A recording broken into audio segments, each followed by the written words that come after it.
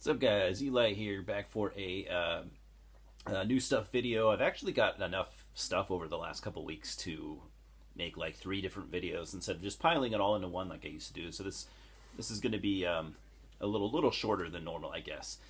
So what I'm going to do today is I'm going to do CDs and vinyl. My next couple are going to be split between like DVDs and cassette tapes. Just I think that'll be kind of cool to do it that way. I do have a Grail in this haul here. It may not be like a super rare album, but to me it's a Grail, and I couldn't be happier to have it. So anyways, we're going to start with the vinyl here. I only have 2 pieces of vinyl, but vinyl nonetheless. The first one is going to be the second album from one of my favorite Japanese metal bands of all time. We're talking about Anthem. You've seen me talk about them on this channel before, and well, here they are again. So this is the second Anthem album. This came out in '86, so now I have their first, and I have their debut on cassette. Most of their stuff I think I have either on cassette or vinyl. But yeah, man, just yeah, it's black vinyl. I don't know why I'm showing that. Whoops. But yeah, man, if you've never heard Anthem, Anthem are a kick-ass heavy metal band. Often described as like the Japanese Judas Priest, which is that's a starting point, sure. When they came out in 1981 or whatever, yeah, they definitely had a Priest-inspired sound in that, just traditional heavy metal kind of proto speed metal. Yeah, I think they were aiming to sound a little bit like Priest, and I'm sure those were their heroes. But they would go on to do a lot of different stuff. They wouldn't just go on to sound like Priest throughout their whole discography. They have, they played at one point they played forms of power metal, progressive metal. They've done it all, and they're truly one of the best heavy metal bands ever, if you want to really be honest about it. So check out Anthem if you've never heard them.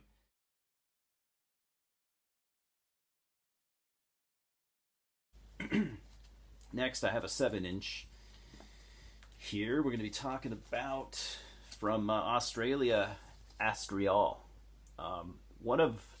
Probably one of the more underrated black metal bands from Australia. Obviously, Australia, I've had a shitload of good bands over the years, whether it be black metal, death metal, thrash metal. One of the greatest countries for metal, really. And I don't ever really hear a lot of people talk about this band. And I'll be honest, I've been into them for probably 10, 12 years or more, and this is the first time I've actually ever picked something up from them. So I'm fucking up as bad as you are. But yeah, man, it's just great black metal. Sometimes a little bit on the symphonic and end of things, but just good musicians, killer songwriters, and this is quality black metal. If you're one of those people that you're not so much into like the raw dark throne worship and stuff like that, still give them a chance because they don't sound like that at all. Came out on Dark Horizon, just black vinyl, limited to 666 copies. They're not hand numbered though, so I don't know what mine is, nor do I care.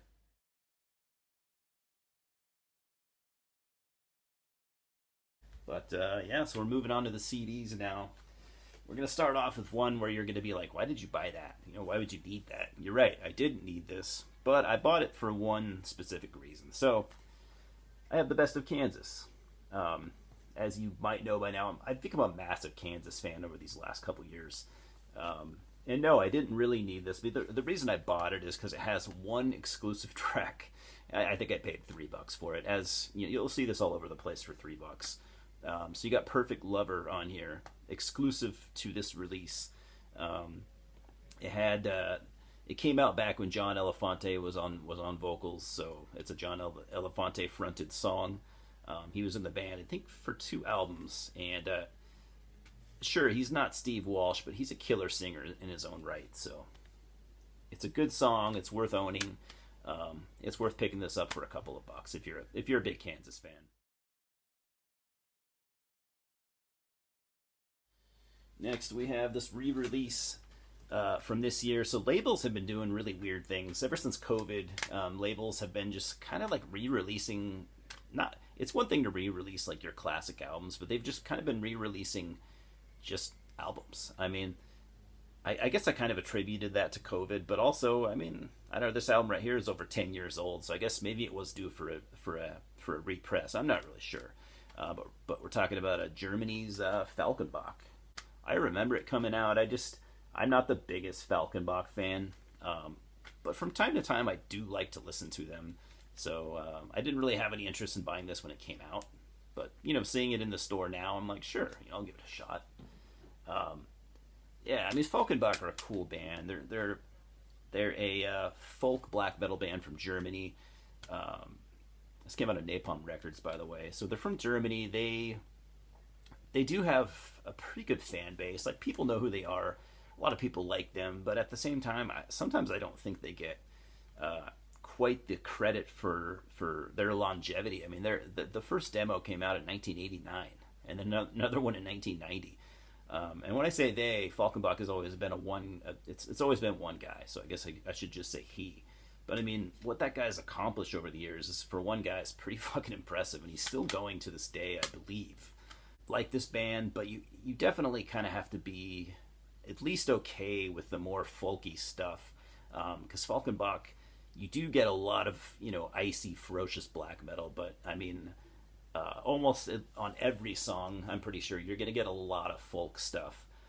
So if you're not into the folky, the folky black metal, folky end of things, you might not like Falkenbach, but I like some of that folk stuff. So I it's not something I want to listen to every day, but from time to time, I definitely do like it. If you like, if you like Moon Sorrow and stuff like that, you could probably dig them. So yeah, check out Falkenbach. This next one, this is not the Grail that I was talking about, but at the same time, this is almost kind of a Grail for me as well, because I have wanted this album for a long time. I really like this band. I never had anything from them, so I would like to get their whole discography. But this is the album that I like the most. For some reason, this is always the one that I've gone for when it comes to this band. So we're talking about Sol Negro. That's not going to show up very well on camera, but anyway, Sol Negro started out in '98 in Seattle. They actually came from back from when they used to live in Mexico. They were known as a band called Bloodsoaked, which if you're a big death metal fan and you know your shit, you might know Bloodsoaked. Bloodsoaked were a death metal band from Mexico that kind of legendary underground status, if you will. Really, really good stuff. And actually, I didn't know that there was a connection to Bloodsoaked from this band for the longest time. So Sol Negro, they don't sound like Bloodsoaked. This is a completely new band, as Bloodsoaked played just pure fucking death metal. Sol Negro are more of a black metal band, kind of veering into doom territory. So I guess a lot of people would probably say doom black metal. I just say black metal, but I think the doom elements are definitely there. This is just dark, evil, brooding, doomy black metal, I guess you could say. So this is their second album. This is from 2007. So yeah, it's called Of Darkness and Flames. Definitely my favorite. I think I'm going to be doing a video soon of underrated Seattle bands. I may not live in Seattle, but I'm like 5 hours away. So Seattle is, it's considered a local city, I guess you could say. And I've always had a soft spot for the city of Seattle, and also bands that come from the city. Yes, they've had some really, really big bands, but they've also had some smaller bands that didn't quite get their due. So I think I might make a video kind of highlighting a few of those at least. So definitely look into Sol Negro if you've never heard them. I think there's probably a good chance that you haven't.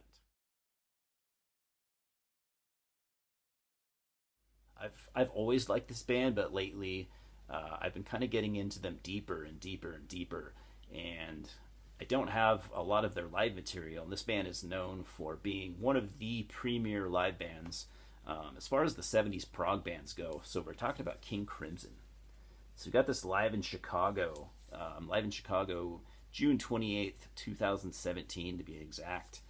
Got this really, really nice media book or whatever they're called. I was looking at some of the more recent King Crimson live releases, and I was like, I want to buy one of these. I don't know which one to get. I went with this one because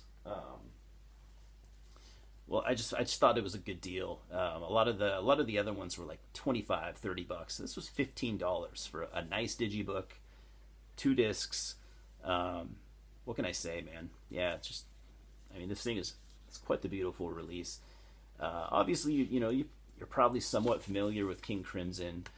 When I say they're one of the best live bands from that era of British prog, I mean, they just are. First of all, they are one of the best live bands, but they do, and they are, for so many reasons they are that. They were really known for like playing songs. When they're playing their songs live, they would just completely deconstruct them. They would play one song one night, completely different than they'd play it the next night, and they would do that all the fucking time. Which to me, I'm not a musician, but I find that, I mean, that comes off to me as just absolutely fucking brilliant. So yeah, I just love King Crimson more and more every month. I become a bigger fan, and so I guess now I'm starting to delve into their their vast sea of live releases. So yeah, live in Chicago, stoked to hear it. Double disc, by the way, if I didn't say that. This is my Grail that I was talking about. This is a band that I've talked about many times. You know, yes, they're not an unknown band by any means. They are somewhat popular. They do have a pretty big fan base, but I still feel like they're underrated as fuck. So yeah, from Ireland, Primordial. This is the 1999 Burning Season EP, original press from Hammerheart Records. So it's got 4 tracks. All these tracks, yeah, pretty sure all these tracks appear on other releases, like Among the Lazare, track 2, that was on their demo, their debut demo. Some of these other songs show up on full-length albums. But it's worth noting that track 3, The Burning Season, that shows up on one of their albums. I can't remember, 3rd or 4th album. But this version on here is a completely different song. It's got the same title, but it's a different song. So if you're a Primordial fan and you didn't know that, get that. And just get this. I kind of overlooked it for the longest time because I figured I didn't really need it, because like I said, all these tracks show up on various releases. But I either didn't know or I'd forgotten that the Burning Season was basically an exclusive track to this EP. I have been I've been playing this thing at least once or twice every day since I've had it. I probably had it for a week and a half, and I just can't stop playing it. So one of my absolute all-time favorite bands, Primordial, from Ireland. Amazing. They're just a band without peer, if you ask me. Just one of the best bands of all time. I know that's saying a lot, but I think it's completely true, and well, it's my opinion. So, anyways, I just kind of wanted to do this video. I'm still working on my Lovecraftian movies, part 2. So I just wanted to put something out while I'm still working on that, still editing it. I guess it's taken me a lot longer than I expected. I guess I've been putting more work into this Lovecraftian movies video than I've ever put into anything that I've done on this channel. So I'm hoping you guys will watch it. I'm hoping you like it. It'll definitely give us something to talk about. But yeah, for now, let's just talk about these releases. I think in the next day or 2, I'll have that Lovecraftian movies video done and uploaded. Other than that, you can look forward to more new stuff videos from me. I got a big stack of DVDs to show and talk about, and a really big stack of cassettes. I believe they're all black metal, all underground black metal. A lot of them are hard to come by, so obscure black metal, if that's your thing, you might want to show up for that one. And that's all I got, guys. Thanks for stopping by. Louis says hello, and we'll talk soon, huh?